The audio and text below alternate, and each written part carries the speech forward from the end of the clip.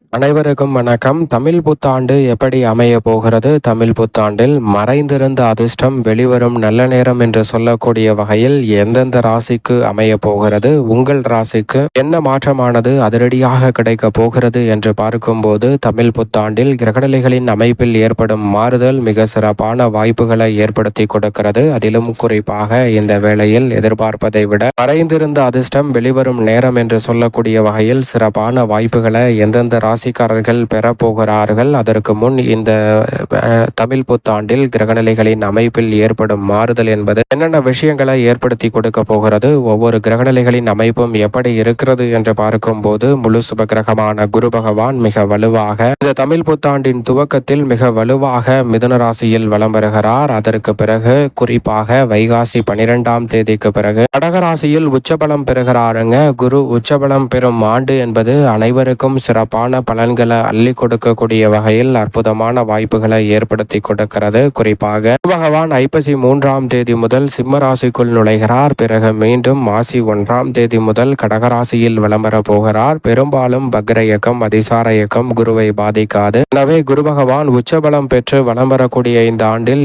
ஏராளமான நன்மைகள் அனைத்து ராசிக்காரர்களுக்கும் தேடி வரும். அதிலும் குறிப்பாக மறைந்திருந்த அதிர்ஷ்டம் வெளிவரும் நேரமாக எந்தெந்த ராசிக்காரர்களுக்கு குரு பகவான் ஏற்படுத்தி கொடுக்க போகிறார் என்று பார்த்தால், உறுதியாகவே 5, 7, 9 மற்றும் 11 ஆகிய இடங்களில் வலம் வரக்கூடிய ராசிக்காரர்களுக்கு சிறப்பான மாற்றத்தை ஏற்படுத்துவார். 5ஆம் இடத்தில் மீன ராசிக்காரர்களுக்கு இருந்தாலும் சனி ஜென்மத்தில் இருப்பதால் சற்று சிறப்பான பலன்கள் கிடைப்பதில் தாமதம் ஏற்படலாம். ஆனால் குருவால் நல்ல மாற்றம் நிச்சயமாக உண்டு. அதே போன்று மகர ராசிக்காரர்களுக்கு ஏராளமான நன்மைகள் உங்களை தேடி வரும். மறைந்திருந்த திருமணம் உள்ளிட்ட பல சுபகாரியங்கள் வெற்றிகரமாக கைகூடும். தடைகள் அனைத்தும் விலகும். விருச்சிக ராசிக்காரர்களுக்கு முதன்மையான அதிர்ஷ்ட யோகம் உண்டு. 12 ராசியில் 9இல் குரு அமர்வதால் அமோகமான நன்மையை சந்திக்கும் முதன்மையான ராசியாக விருச்சிக ராசி பார்க்கப்படுகிறது. அனைத்திலும் அமோகமான லாபம் விருச்சிக ராசிக்காரர்களுக்கு உண்டு. கன்னிராசிக்காரர்களுக்கு தொழில் வியாபாரம் சிறக்கக்கூடிய வகையில் அமோகமான மாற்றம் உறுதியாகவே கிடைக்கிறது. குரு பகவான் மறைந்திருந்த தொழில் ரீதியான வாய்ப்புகளை கன்னிராசிக்காரர்களுக்கு ஏற்படுத்தி கொடுக்கிறார். குடும்பஸ்தானத்தை மிதுன ராசிக்காரர்களுக்கு வலுப்படுத்துவதால் குதூகலமும் கொண்டாட்டமும் மிதுன ராசிக்காரர்களுக்கு கிடைக்கும். உத்தரகாரகனின் அருளால் திருமணம், புத்திரபாகியம் உள்ளிட்ட சிறப்பான வாய்ப்புகளை இந்த தருணத்தில் சந்திக்கக்கூடிய முதன்மையான யோகம் மிதுன ராசிக்காரர்களுக்கு உண்டு.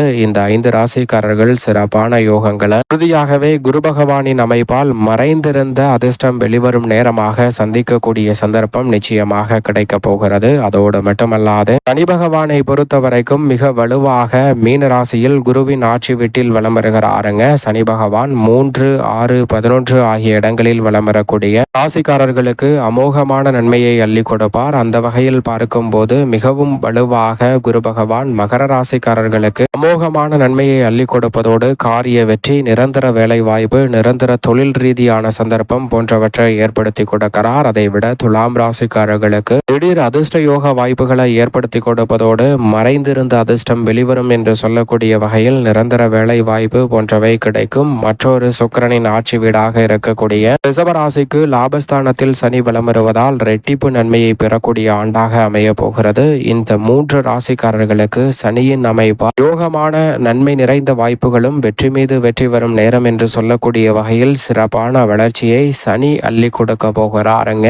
எந்த விதமான தடையும் இன்றி மோகமான நன்மையை இந்த 3 ராசிக்காரர்களுக்கு சனி அள்ளி கொடுக்க போகிறார். நிழல் கிரகமான ராகு மற்றும் கேதுவை பொறுத்த வரைக்கும் ராகு கும்பராசியிலிருந்து மகர ராசிக்குள் நுழைகிறார். இதனால் சற்று சிறப்பான மாறுதலை சந்திக்கக்கூடிய ராசிகளாக பார்க்கப்படுவது எவை என்றால், குறிப்பாக ராகு 3, 6, 11, 10 ஆகிய இடங்களில் வலம் வரக்கூடிய ராசிக்காரர்களுக்கு சிறப்பான நன்மையை அள்ளி கொடுப்பார். அந்த வகையில் பார்க்கும்போது மிக வலுவாக 9இல் குரு வலம் வரக்கூடிய வேளையில் விருச்சிக ராசிக்காரர்களுக்கு 3இல் ராகு வலம் வருவது முன்னேற்றத்திற்கு மிக பெரிய அளவுல முட்டுக்கட்டையிட்ட காரிய தடைகளை தகர்த்தறிந்து அமோகமான நன்மையை அள்ளி கொடுக்கிறாருங்க. ராகுவின் அமைப்பால் யோகஸ்தானத்தை சிம்மராசிக்காரர்களுக்கு வலுப்படுத்துவதால் எதிர்பார்ப்பதை விட அமோகமான லாபம் இந்த தருணத்தில் உறுதியாக தேடி வருகிறது. அஷ்டம சனியின் பாதிப்புகள் கட்டுப்படுத்தக்கூடிய வகையில் சிம்மராசிக்காரர்களுக்கு சிறப்பான மாற்றத்தை ராகு ஏற்படுத்தி கொடுக்கிறார். மீனராசிக்காரர்களுக்கு சனி ஒருவர் மட்டும்தான் சாதகமற்ற சூழலை உருவாக்குகிறார். ஏனென்றால் ராகுவும் லாபத்தில் நுழைவதால் அமோகமான லாபமும் முன்னேற்ற வாய்ப்புகளும் 7.5 சனியில் பாதிக்கு மேல் கடந்து சூழலில் இனி வரக்கூடிய தருணத்தில் அமோகமாக நன்மை நிறைந்தவையாக அமையக்கூடிய முதன்மையான சந்தர்ப்பம் நிச்சயம் மீனராசிக்காரர்களுக்கு உறுதியாகவே கிடைக்க போகிறது. சூரியனின் ஆட்சி வீடான சிம்ம ராசியில் இருந்து குருவுடன் இணைந்து கடகராசியில் வலம் வர போகிறார் கேது. பூவுடன் சேர்ந்த நாரும் மணக்கும் என்று சொல்வது போல் கேதுவின் அமைப்பு உறுதியாகவே குருவுடன் இணைந்து வலம் வரக்கூடிய வேளையில் பல வகையான சிரமங்களும் சிக்கல்களும் நெருக்கடிகளும் விலகுவதோடு நினைத்த காரியங்களை மிக பெரிய அளவில் வெற்றிகரமாகவும் நன்மை நிறைந்தவையாகவும் மாற்றிக்கொள்ளக்கூடிய நல்ல வாய்ப்பும் சந்தர்ப்பமும் உறுதியாகவே கிடைக்கும். எனவே மிக பெரிய அளவிலான வளர்ச்சியும் முன்னேற்ற வாய்ப்புகளையும் இந்த தருணத்தில் சந்திக்கக்கூடிய அற்புதமான யோக வாய்ப்புகள் உங்களை தேடி வருகிறது.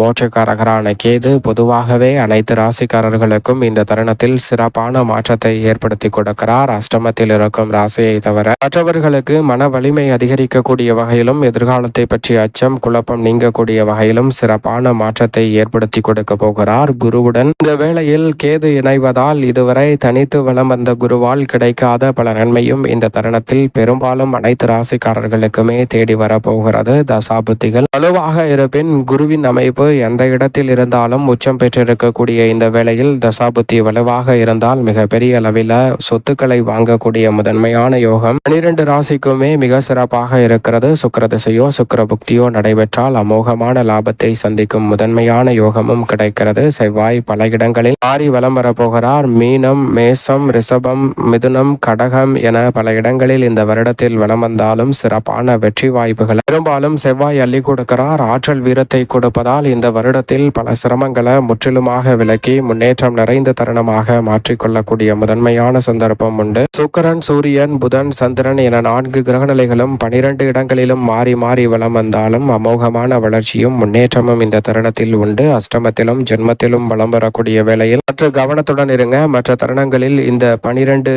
ராசியில் மாறி மாறி வலம் வந்தாலும் சிறப்பான அமைப்புகளை ஏற்படுத்தி கொடுக்கக்கூடிய அமைப்பில் எதிர்பாராத நன்மையும் முன்னேற்றமும் நிச்சயமாக உண்டு. நன்மை தீமை கலந்த ஒரு அமைப்பு என்றாலும் கூட மிகப்பெரிய அளவிலான வளர்ச்சி காணும் அற்புதமான வேளையாக இந்த தருணம் அமையக்கூடிய சந்தர்ப்பம் உண்டு. இப்படி நவகிரகநிலைகளின் அமைப்பும் இருப்பதால் சரியாக பயன்படுத்தி கொண்டால் அமோகமான மாற்றத்தை இந்த தமிழ் புத்தாண்டில் உறுதியாகவே சந்திக்க முடியும் என்பதில் சந்தேகமே இல்லை. மேலும் இந்த தருணத்தை சாதகமாக மாற்றிக்கொள்ள நிச்சயமாக இந்த வேளையில் பொதுவாக அனைத்து ராசிக்காரர்களுமே வாரத்தில் ஏதேனும் ஒரு நாள் விரதம் இருந்து அருகாமையில் உள்ள உங்களது இஷ்ட தெய்வ ஆலயம் சென்று தீபம் ஏற்றி வழிபாடு செய்யுங்கள். அதோடு மட்டுமல்லாது தங்களால் இயன்ற தான தர்ம காரியங்களை மற்றவர்களுக்கு செய்யுங்கள். அதனால் சிறப்பான வளர்ச்சியும் முன்னேற்ற வாய்ப்புகளும் இந்த தமிழ் புத்தாண்டில் கிடைப்பதோடு மறைந்திருந்த அதிர்ஷ்டம் ஒவ்வொரு கிரகநிலைகளால் உங்களது தசாபுத்திகளுக்கு ஏற்றவாறு சந்திக்கக்கூடிய சந்தர்ப்பம் உண்டு. எனவே அனைவருக்கும் சில விஷயங்களில் சிறப்பான மாறுதல் உண்டு. அவை என்ன என்பதை உங்களது தசாபுத்திகளையும் இணைத்து பார்த்தால் மிக சிறப்பாக கண்டுபிடிக்க முடியும். அதை சரியாக கண்டறிந்து பயன்படுத்தி கொண்டால் மிக சிறப்பான ஆண்டாக தமிழ் புத்தாண்டு அமையும்.